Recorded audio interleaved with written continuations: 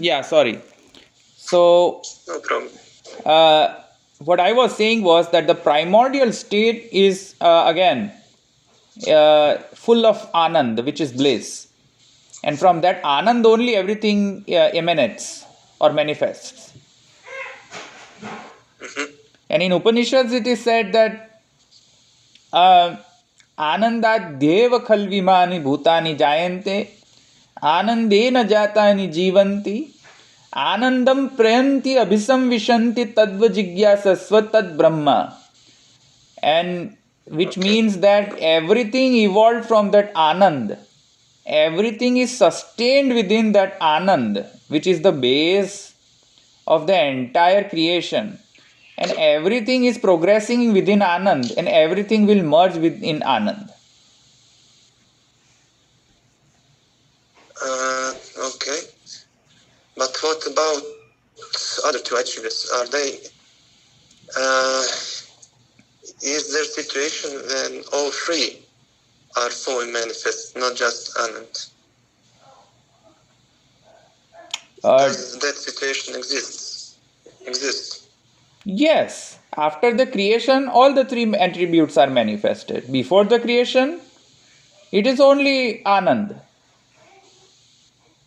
After the creation or during the creation, I to be technically correct, when he says saikaki naramate sadvitiyam aichat ekoham bahusyam prajayeya, meaning when he wished, when he desired to become many, he desired to become many because he did not like to be alone. Saikaki naramate, he wanted to play with multiplicities. He manifested himself into the multiplicities. And that's where, to be able to multiply, to be able to replicate himself, to be able to relish the multiplicities of himself, he has to create variety. That variety can only come if there are, if the variety can only come if there are multiplicities and diversity into its creation. And the diversity of the creation can only come when the qualities are manifested and unmanifested. Few things are good, few things are bad, few things are low, few things are high, few things are evil, few things are good. He wanted to become diverse, he wanted to multiply, and just not multiply monotonously. He wanted to multiply to play, that divine play.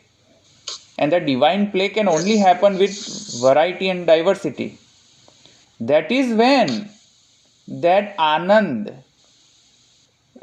is manifested into three different attributes or two different attributes, so as to speak.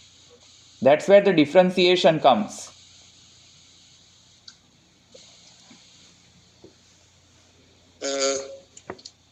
That's my battery. Charge, my battery is low. So now we were talking about creation, the process of creation, and you said that in that process starts when concealment starts, right? So you cut off in between. So you were talking about process of creation. And you said it is play because of Lila. Brahman wants to multiply. Yes. But during he starts to conceal, to suppress his attributes. Okay, yes. And you said first Anand is manifested. And then he and it's hard to me to explain. So Anand is all. I understand that creation process is going by concealment. No, so I think there is some confusion. So let me clarify some confusion. First thing, Yes. I think what you have the understanding about Brahman and Anand is dichotomy. That's not how it works. The Brahman is not different from the Anand. The Brahman is Anand and Anand is Brahman. It's just a difference of the names or terms that I'm using. So Brahman is Anand and Anand is Brahman. That's an absolute identity between these two terms. So now you consider that Brahman is Anand or Anand is Brahman. Now the whole thing, he manifests, he kind of unmanifests or makes non-functional some of his Anand aspects that will give rise to Chid and Sad within himself. Nothing stays outside of Anand, technically. So Anand is always present, we can say. Yes, Anand is not an attribute. Let me put it in this way. Anand is the definition of Brahman. Anand is the essence of Brahman.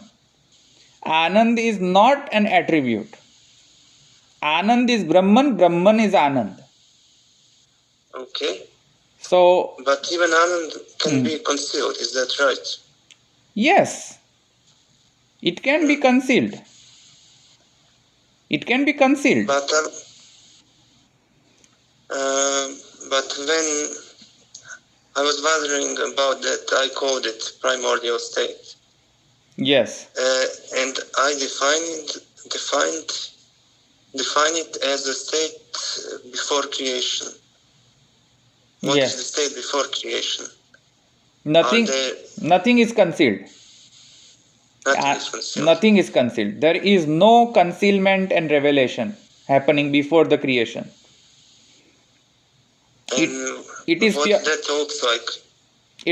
Sorry? And what that looks like? How does it look like? How does it look like in the sense everything is Anand? There are also Chit and Sat. The Chid and Sad is concealed within Anand. So there is no state when there are all three. All three aspects are manifested. After Does the state exist? No, after during the creation of the universe, all of the three attributes are manifested. So Anand Ansh remains manifested. Some of the Anand Ansh is rendered non-functional, and that will give rise to the Chid and then Sad. So remember when I said something, that don't think that during the creation entire Brahman gets exhausted into transforming itself into universe. No, that's not true. The Brahman can never be exhausted because Purnamidam Purnamadayam Purnameva Vashishyate. Purnat Purnamudachyate. Purnameva Vashishyate. He remains Purna. He remains infinity. He remains, and he cannot get exhausted because he is infinity. So do not think that during the creation of the universe, the revelation or unrevelation or unmanifestation of the Anand, that means an absolute absence of Anand. Again, you are not, you are confusing. I think you need to also understand that unmanifestation or revelation, it does not mean absence. It is there. Okay. It is there, but it's something which is not functional. So I can describe you how I understand that primordial state. Yes. And you can tell me if I'm right. Sure. I imagine that state as unfoldment of all three attributes, all three aspects, Anand, Chit and Sat. And I conceive it as the state that before creation starts. In that state, all in matter and consciousness and bliss are fully manifest. So, am I right or wrong? Based on your explanation, I'm sensing that you are still. I still need to. I still need to elaborate few things based on what you're describing me. I think there are certain concepts that you are not clear again. So when you say Anand, can Anand Yes. be ever without Sad? Tell me. Can Anand be ever without Sat? Yes. Can Anand ever be without Sad? No. That was one of my other questions. No, cannot, because ask you about that. Yes, because the answer is no. Because Anand has to have Sad, but every Sad may not have Anand. Anand will definitely have Sad and Chid. But a Sad may not have Anand functional, or Chid may not have Anand as functional aspect. But when you talk about Anand, it must have Sad, and it must be Sad, and it must be conscious. Why? Because think about it. When you say what is Sad, Sad means something which is in existence. Right? When you say that Anand and Sad are completely different, what you are trying to imply is that there is some Anand which might not be Sad, and which becomes very, very concerning from the Shuddhadvaita perspective, because we believe that the universe is not an illusionary phenomena. So whenever we say that there is an Anand, there is an implied meaning that it is Sad also, that it exists. How can an Anand exist and you can say at the same time it doesn't exist? How can you say that Brahman is Anand but it doesn't exist? So when you say that it is Anand, it is implied that it is Sad and it is conscious.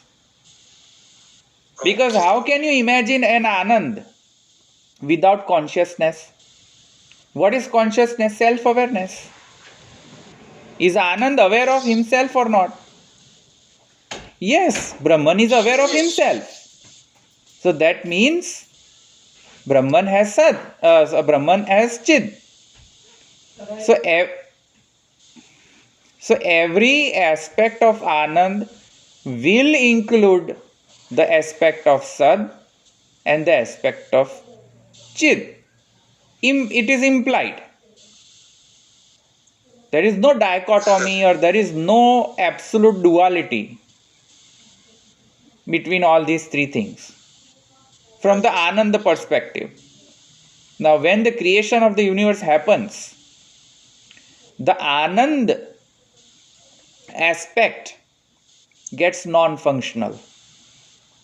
When that gets non-functional, that's the time when you can say that, oh, this thing exists, but it doesn't know about itself that it exists, and it doesn't relish itself in its own existence. That is why that's why consciousness and Anand is non-functional in them. But technically it is there. It's just non-functional. So that is why I keep on saying that. Yes. So you anticipated my other questions. I meant to ask if Anand can only exist, and I also meant to ask if there can be only Chit and only Sat. And I think I think you got the answer now, correct? About Anand, yes. There can be only Anand. There can only exist only Anand without Chit and Sat. But what about other two aspects? Is it possible there is only Chit, or is it possible there is only Sat? Again, not from Anand perspective, but from perspective of Chit and perspective of Sat. yes. If you consider from the manifestation and unmanifestation theory, yes. As long as you assume and you have that clear understanding in your mind that Anand never ever, there's a total absence of Anand. Anand is everywhere. You, me, the house, the non-insentient, sentient beings, everybody is a constituent of Anand. Everybody. Given that technical knowledge, given that assumption, yes, the answer to your question is yes, they can exist with its own identity. The Sad has its own identity. The Chid has its own identity. Like table, like the insentient things, objects in your house. You can say, prima facie, you can say that it is just mere Sad. It is not Anand. But you have to keep in mind when you say that, you are only saying from the perspective of manifestation and unmanifestation. Again, there is no absolute absence. From that perspective. Yes. So yes, the answer is yes. There is an identity. There is a separate identity of Sat, separate identity of Chid. So can you, in short terms, explain me and describe me situation first when there is only Chit and Anand and Sat are latent? What that situation would look like? Situation where Chid is manifested and Anand is unmanifested? Anand and Sat. No, how can you? So that is not a possible combination. So a Chid cannot have Sad unmanifested, because again, from the logical perspective, Chid exists. You can never have a phenomena where Chid is lacking, is having Sad as unmanifested. No, not possible. How can you say that? How can you have a conscious being, but it is not being? Because beingness is Sad. So when you say the statement, even in a linguistic perspective, when you say he is a conscious being, what is being? Being is Sad. Yes. So that means that you can never have this combination wherein a consciousness aspect is manifested, but the beingness is not manifested. How can that be possible? That's not possible. I'm questioning all possible options. Yeah, so it is not possible. It is not possible. Only thing which is possible is there are only three combinations. The full manifestation of Anand. When you say Chid, the Sad is already incorporated. And then when you say Anand, the Sat is also yes. When you say Anand, Sad and Chid are already incorporated implied within it. And when you say only Chid, then you are implying that Sad is already present. And when Sat is always present. Sad is always present. Absolutely. Sadeva Saumya idam agra asid. Upanishad says that. Sadeva Saumya idam agra asid. It was Sad. It was the same. It was Sad before, after, during the manifestation. Sad exists. Sadeva Saumya idam agra asid. So that Brahman, the Sad has to be there. Now, there is a different type of creation where the world of dream, the dream world, the utopian world,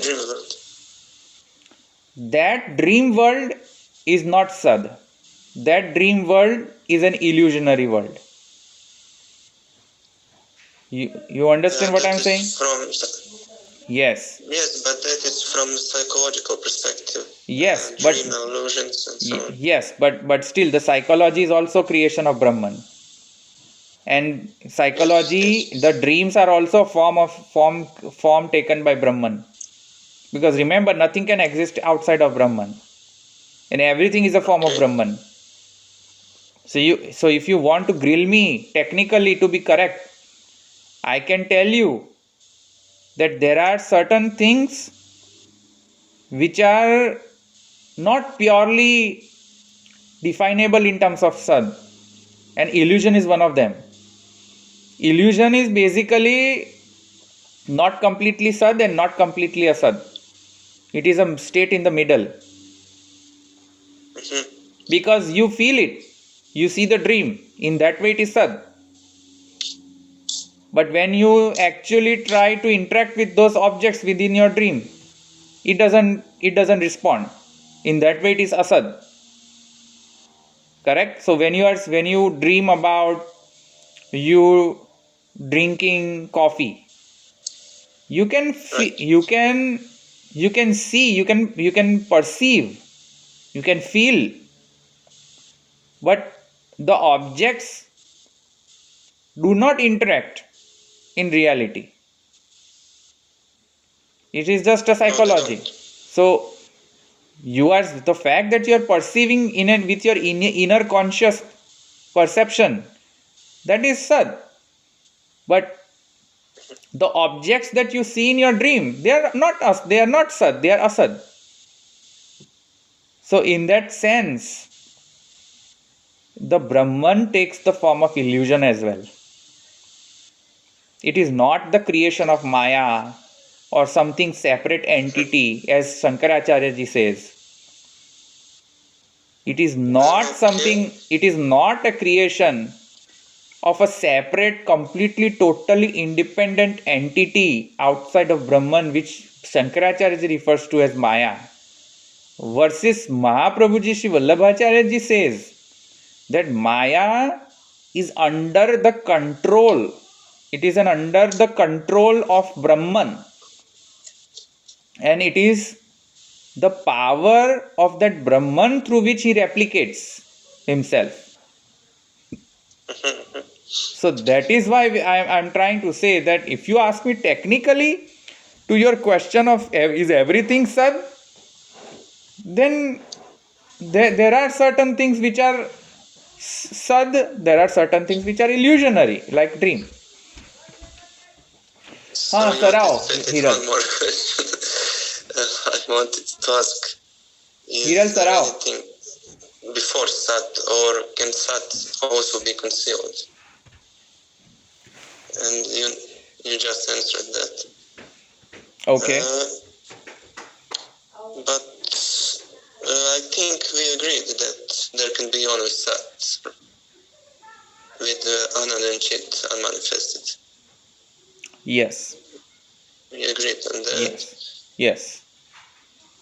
So that was about creation. I have some other questions about that topic about creation. Okay.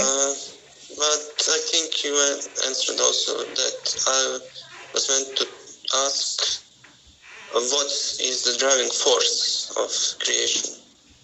Why Brahman creates? Why Brahman Like creates? you said. Why Brahman creates? That is a very good answer to what Vallabhacharya ji says and Upanishad says. And Vallabhacharya ji defines the concept of Lila. And the concept of Leela, which is not something new concept which is invented by Mahaprabhuji Vallabhacharya ji. It is something which is embedded within various parts of the scriptures. And the main scripture which is a huge proponent of the concept of Leela is Bhagavat Puran. And the Leela, the definition of the Leela as per what Shri Vallabhacharya ji has described in his commentary of Bhagavat is Anayasen Harshat Kriyamana Cheshta iti Leela. So there are 4 things that has to be present to be called for an action to be called as an Leela. Not every action is qualified to be called as a Leela. So let's say if you drink a coffee, well, may not be a Leela, may be a Leela. It depends. So what are those 4 attributes? And Vallabhacharya ji clearly defines those attributes. That first, anayasena. Anayasena means spontaneously, without any prior vested reasons. No vested reason. No planned reasons. No, yes. No. Yes, it is just spontaneous. Anayasena. Harshat. Okay. The second quality is that it has to be a result of an internal bliss. It has to be harsh. Harsh means internal manifestation of bliss. Something which is a result of the bliss, out of the bliss. Okay. So for example, there are people who go for jogging in the morning. There are 2 types of people who does that, or maybe several, but main 2. One community of the people who are very health freak, who wants to maintain their body, who wants to be healthy, and that's why they jog. Now that is not out of internal bliss. You see, there is some vested interest there. Why am I jogging? Because I want to improve my health, right? That is not Leela. But versus some yes, there is some reason. Now versus other people. Think about that. You are near the shore, beach, and you decide to just go out and say, let me go without any reason. There is no reason. I just want to relish what's out there. There is no goal that I want to achieve out of jogging. I just want to go there and I just want to enjoy. I just want to enjoy, and even if I don't enjoy, that's okay. You see? Yes. There are certain time periods that you would not have any kind of goal set in your mind before you do the action. It just happens out of the bliss, out of your happiness. And that is what it is called as harshat. That is the second quality. The third quality, anayasena harshat kriyamana cheshta. Third quality is cheshta. The cheshta means a posture, a pose taken to take an action. A pose taken before you take an action. Right? A pose. A posture. A posture, yes. Yes. So, posture of a body. Yes. So these 3 things, I said 4, but it's actually 3. So these 3 things constitutes, if an action fulfills these 3 criteria, that action no more remains an action, mere action, but that action is now called as Leela. And as a matter of fact, we all do Leela at some level, not at a cosmic level, but at our own level. We all do Leela. You can do Leela by watching the kids play the cricket, or I don't know what sport do you guys play. But the kids have that in kids in their early age. Kids in their early age have the sense of Leela. When they grow up, then we are because that's how we teach them that no, you should not study because you like it. You should study because when you grow up, you should earn money. That's where that Leela, emotion of Leela is being, it gets receded. from them. Otherwise, you question any kid very early, like 3-year-old, 4-year kid, old kid, and you will say, why are you reading this book? And the immediate answer you will get is, because I like it. Because I like Superman. Because I like this. Because I like ponytail. You see? That is Yes, called I as Lila. understand. That is called as Lila. And now So I like it. I'm coming back to your question now. After all this lecturing, what I'm trying to convey is that Brahman is like a kid, but smart kid. Brahman creates the Smart kid. universe. Brahman creates the universe out of the Leela. No vested interest. No goal of I want to punish the souls, or I don't want to punish. No such vested goals. He just wants to play with himself like a kid. That's it. Okay. There's no other reason. And that is Lila. And the Lila is act of creation is Lila. Because of Lila, because of play. If it fulfills these three criteria, the act of action, yes. If it fulfills these three attributes, then yes, that is called as Leela. Okay. And that is spontaneity, internal bliss, and posture pose. Yes. That are those three poses. Okay. And to summarize the topic of creation, how I understood it, I comprehend that Anand cannot be without Sat, and Chit cannot be without Sat. And so, if we start with Sat, Sat is always present, and sometimes Chit and Anand is concealed. Yes. In short, yes, that is how I understood it. Yes, correct. So it is easy to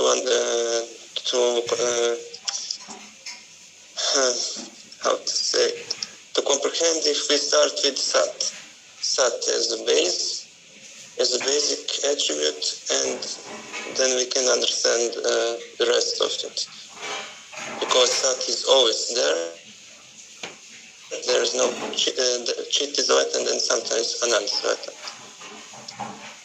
But Sat cannot be latent. It can only be Sat. Keep in mind, keep in mind, Marco, that the essential quality of the Brahman is not Sad. It is Anand, which incorporates everything within it. As long as you understand that, it's fine. There are other things which are not Sad, which are in the between Sad and Asad. Yes, that I wanted to say. So yes, okay. So there are things between, as you said, between Sat and Asat, and those are dreams, illusions, hallucinations, and so on. Yep. Correct. Okay. And I have another topic, but I think we don't have much time. Yeah, I need to go now. Yes, I need to go, but yes, we can talk next week as well. With if you have any additional questions, we can talk.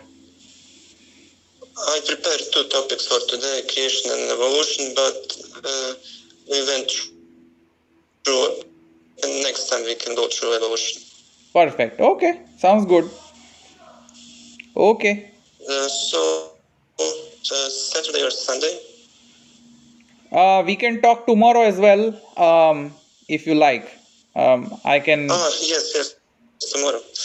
Of course, that would be nice. That would be nice. Okay, we can talk tomorrow for 30 minutes. Okay. It's approximately at the same time as 12:30 would be good. 12:30 would be good. Yeah. 12:30. Good. Okay. Agreed. Okay. So thank you and hear you next time. Sure. Tomorrow. Sure. Bye. Bye.